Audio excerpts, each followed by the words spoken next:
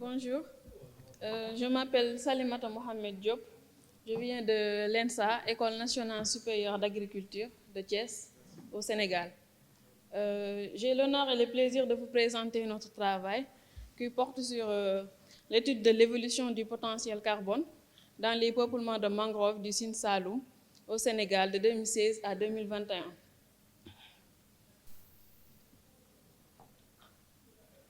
Voilà. Pour aborder ce travail, nous allons d'abord parler de l'introduction, du développement, du matériel et des méthodes, des résultats et la discussion, et enfin la conclusion et les perspectives. C'est quoi la mangrove? La mangrove est une forêt halophile composée de...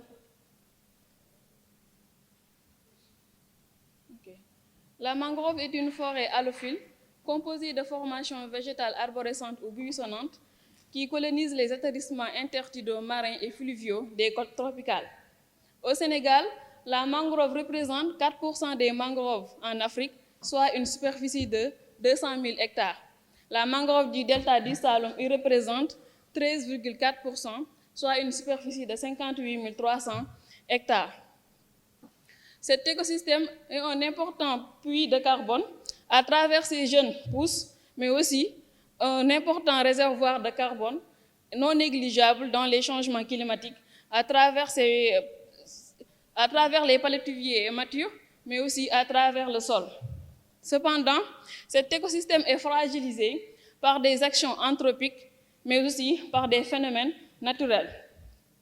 Cependant, des acteurs tels que le projet précédent mettent des actions pour conserver la mangrove. C'est dans ce cadre, en 2016, une étude a été faite pour évaluer le potentiel carbone. Cette étude de 2021 entre dans ce cadre.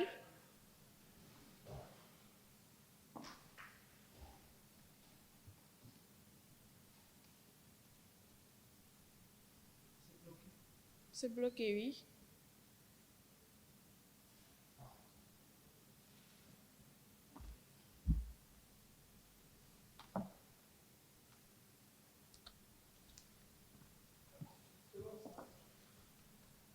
OK. Cette étude de 2021 entre dans ce cadre et a pour objectif général de contribuer à l'actualisation de l'information sur l'évaluation du potentiel carbone de cet écosystème mangrove. Pour ce faire, deux OS ont été fixés. Il s'agit d'abord d'évaluer la quantité de carbone stockée dans la biomasse aérienne et racinaire et dans le sol, et ensuite d'analyser l'évolution du potentiel carbone entre 2016 et 2021. La mise en pratique de ces OS a été effectuée dans cette commune de la région de Fatick, dans le delta du Saloum.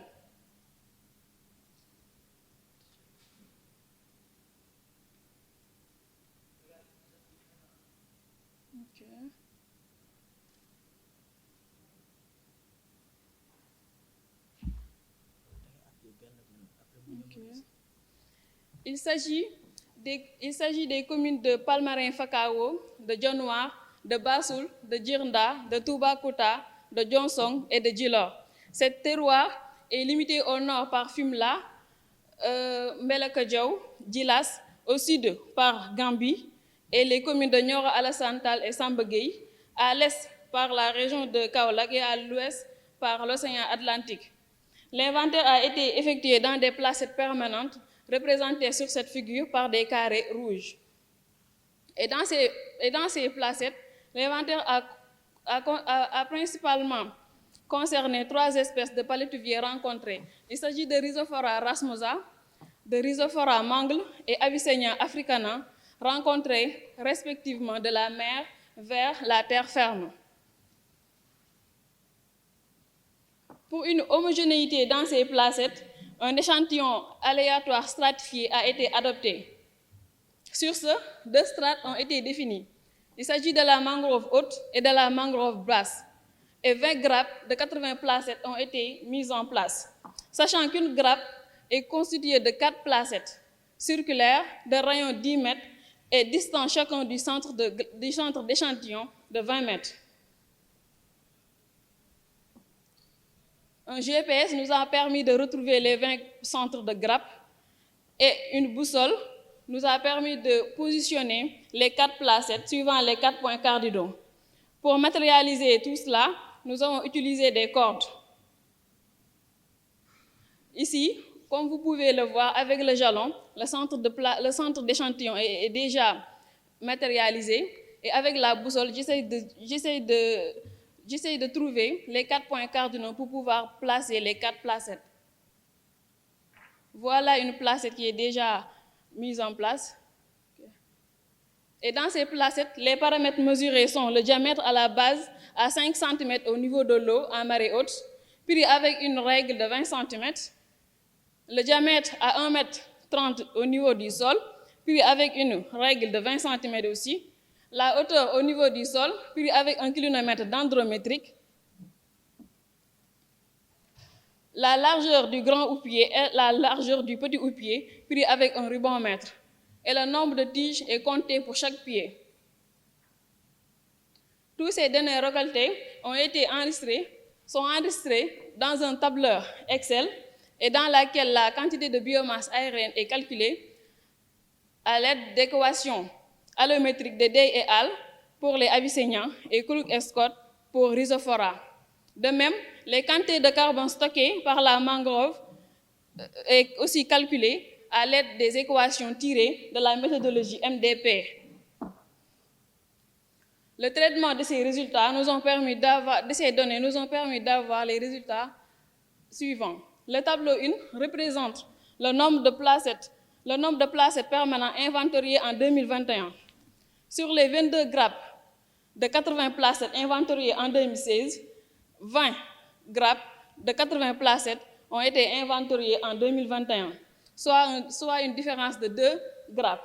Cela est dû à la perte des coordonnées GPS de ces 2 grappes qui n'ont pas été retrouvées dans la base de données de 2016. Il faut aussi noter que sur les 20 grappes, une grappe qui se trouve au niveau de Dionnoir est dénudée dans ces 4 placettes. Cela met en exergue 2 points d'attention: la sauvegarde de données des projets, mais aussi le choix des sites de reboisement. Dans ces 80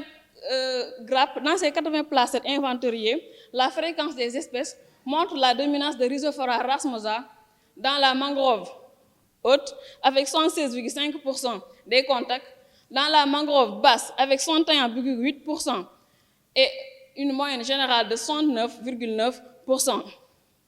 Ce qui n'est pas le cas en 2016.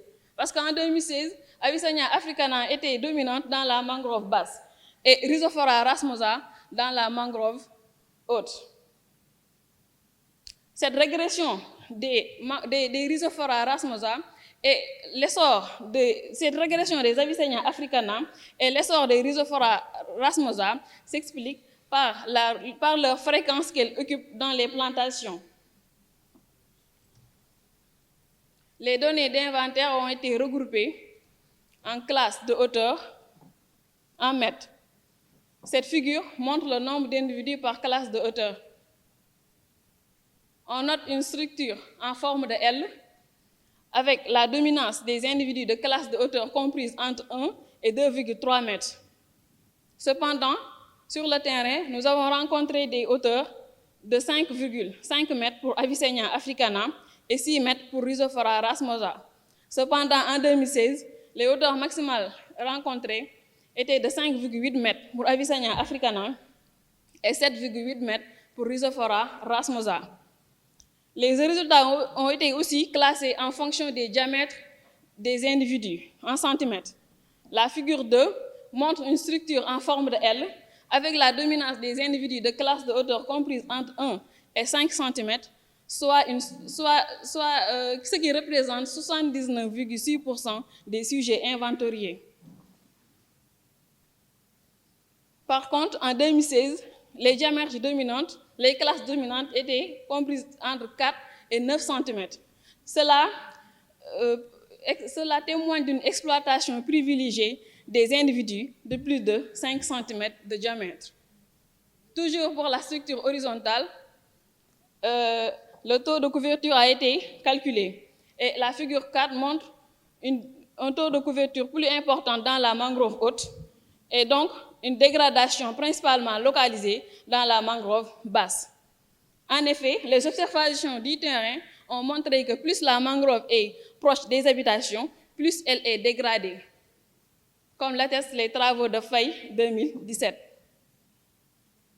En dehors du recouvrement, le potentiel de stockage de carbone de la mangrove a été évalué d'abord sur une période de 5 ans, en 2016 et en 2021, et ensuite, elle a été projetée sur une période de 15 ans, de 2011 à 2026. Cette figure montre la quantité totale de carbone stockée en 2016 et en 2021. On note une augmentation progressive, passant de 249 606. OK.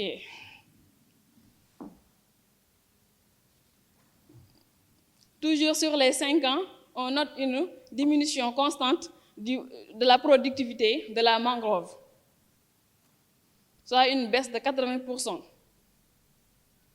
Maintenant, pour la projection, on note aussi une augmentation constante du stock total de la mangrove.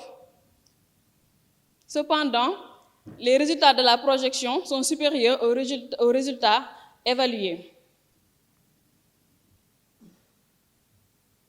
Aussi, la variation aussi annuelle projetée montre une perte constante de 2016 à 2021, mais aussi les résultats de la projection font le double des résultats évalués sur le terrain. Voilà, ces résultats mettent en cause la fiabilité du modèle, d'où l'importance de faire cette étude. La projection a été faite sur 22 grappes en 2016. Par contre, en 2021, l'évaluation a été faite sur 20 grappes. Maintenant, pour voir si la différence de grappes impacte les résultats, nous avons ramené les résultats de la projection sur 20 grappes. Et le constat est le même. On note une diminution constante, mais aussi les résultats de la projection font le double des résultats réellement évalués sur le terrain. La régression de la mangrove s'explique par des phénomènes, des actions anthropiques telles que les coupes, mais aussi par l'implantation d'hôtels, aussi par les changements climatiques, mais aussi l'ouverture de la flèche de Sangomar. En conclusion, on peut noter que la mangrove du delta du Saloum est dominée par le Rhizophora racemosa avec 69,9% des contacts. C'est une mangrove jeune, peuplée en majorité par des individus de 1 à 3,7 mètres de hauteur et 1 à 5 cm de diamètre.